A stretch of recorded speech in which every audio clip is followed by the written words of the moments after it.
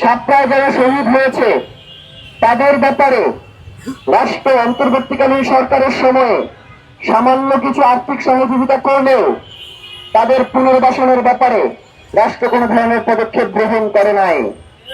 এমনকি আহতদের ব্যাপারে রাষ্ট্র এইটুকু পদক্ষেপ গ্রহণ করে নাই। মানে ব্যাপারটা এমন যে আহত হয়েছে তাতে আমার কি। তা আমরা অতি দ্রুত দাবি জানাই, সরকারি খরচে আহতদের চিকিৎসার ব্যবস্থা করতে হবে।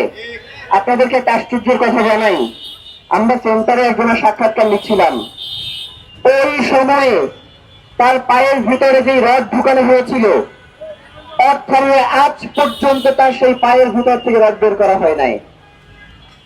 এই রাষ্ট্রের জন্য দীর্ঘ 17 বছর ফ্যাসিলিটি কাঠামো থেকে উত্তরণের পরে আজও যদি আমরা তাদের পাশে দাঁড়াতে না পারি সেটা আমাদের জন্য অত্যন্ত লজ্জা। আমাদের দফা 3, শহীদ ও আহত পরিবারকে পুনর্বাসন করতে হবে। আপনারা জানেন এই সাতটার মধ্যে অনেকেই ছিল, একজনের সাক্ষাৎকার আমরা নিয়েছি তখন সে ক্লাস 6-এ পড়তো, এতিমখানায় থাকতো, তার একটা পা কেটে ফেলতে হয়েছে। এই মানুষটার পুনর্বাসন যদি এই রাষ্ট্র না করে এই মানুষটা কোথায় যাবে আপনারা বলেন? সুতরাং শহীদ ও আহত পরিবারকে অতি দ্রুত পুনর্বাসনের ব্যবস্থা করতে হবে। শহীদ ও আহত পরিবারের সন্তানদের জন্য শিক্ষা ভাতার ব্যবস্থা করতে হবে। সাতটা গণহত্যার ইতিহাস পাঠ্য বইয়ে যুক্ত করতে হবে।